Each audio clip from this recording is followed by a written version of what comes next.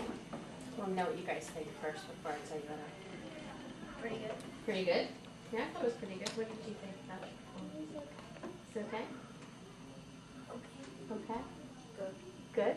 So we got 2 goods and 2 okays. That's fair. All right, have you done this before? Have some of you been here before? Last year? Year before? Did you do it last year? Did you do this last year? Yeah? If you see a parent, you just signal them to come in. Well, you guys are going to middle school, hopefully, right, next year? Yeah. Yeah, okay. If all things go well, you're in middle school. In middle school, if you do this, they grade you on with this paper, and they give you a grade. So they give you like an A or B or C, whatever, on each category, and then they give you a final grade. Did you know that? Did you know they did that? Okay. So I'm going to tell you maybe sort of what I think about each of the categories, so that way you know what to expect. If you do this next year, then there won't be a surprise about what they do. Because next year when you do it, the judge won't talk to you really. They'll just say, oh, hi, how are you? Play your piece. They sign your paper, they fill it out, and they send you out the door. And you're just like, well, did I do a good job? Well, they write it all on the paper for you. It's sometimes a little scary. So do you guys know what tone is? Who's Miles? We have a Miles. Hi, Miles. Chris, yeah, favorite of music. Josh, obviously, and Linda,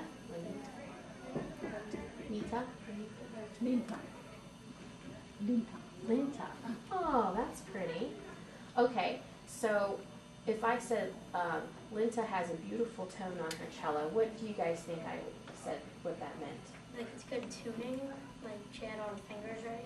Well, that could be part of it, right? That adds to the tone, but not quite that.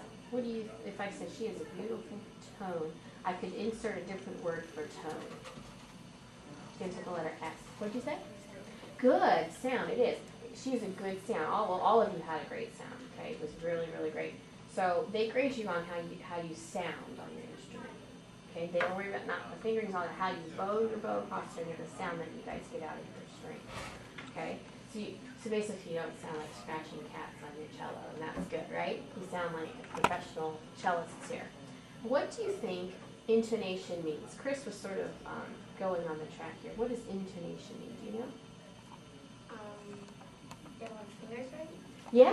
See, he asked it in a question, but yeah, that's right. It was where your fingers go. Does your teacher ever say, you guys need to play your second finger or your third finger in tune? Does your teacher use that word instead, in tune? That's what I use with my students too in middle school. I teach middle school. Well, intonation is just the fancier word for it. So you guys were playing really well. What is technique?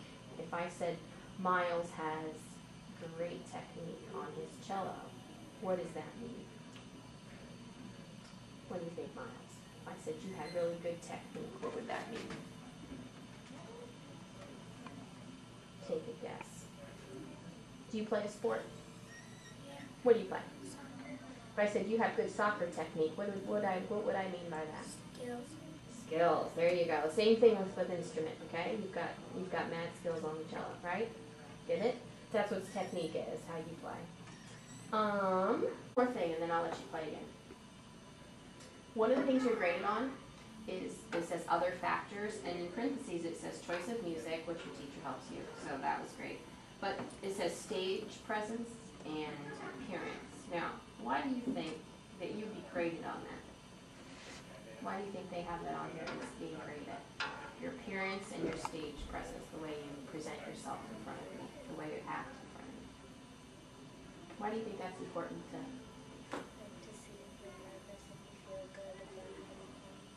See if you're nervous, to see if you feel good about how you play. Yeah. So you guys don't look nervous in front of me. Are you nervous? Hope not. Sort of. Not really. Calm down now. What else? Why would appearance be important? So your parents are dressed nicely, but they're not dressed to perform, right? They're dressed because they're just dressed how they're dressed because they're comfortable, right? They're just coming to see it. So if we watched your parents walk in and they were performing for us, and they had instruments in their hand, could you imagine? Now, what would you think? What would your impression of them be walking in dressed all differently? What, Chris? Go ahead. That they weren't very good. That they weren't very good, right? That's your first impression of them.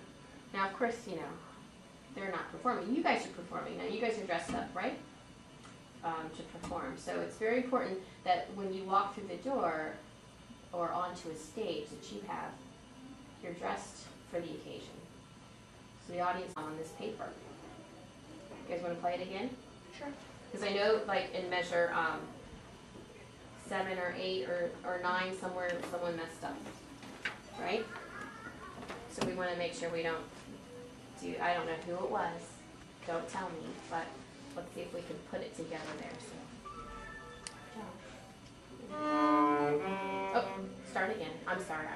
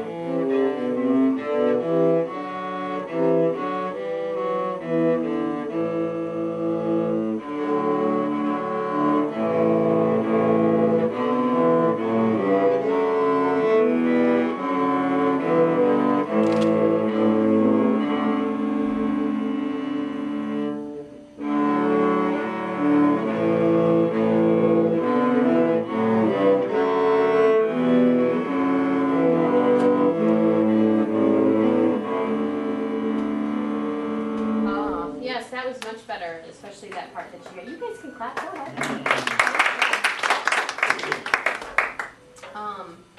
And I just want to say that the 4th cello part in measure 12, that is a very hard entrance. Did you have to work on that? Counting it exactly right? You played it perfectly both times. Yeah, it's hard. Just because it's 4th cello doesn't mean, oh, she's the worst player. It doesn't mean anything, right? Sometimes it's the hardest part to play. Nice job. I'll let you guys pack up and maybe your parents give you some ice cream. You're doing such a nice job. Okay? Here you go. Don't forget to thank your teacher. Thank you. You want this, Chris?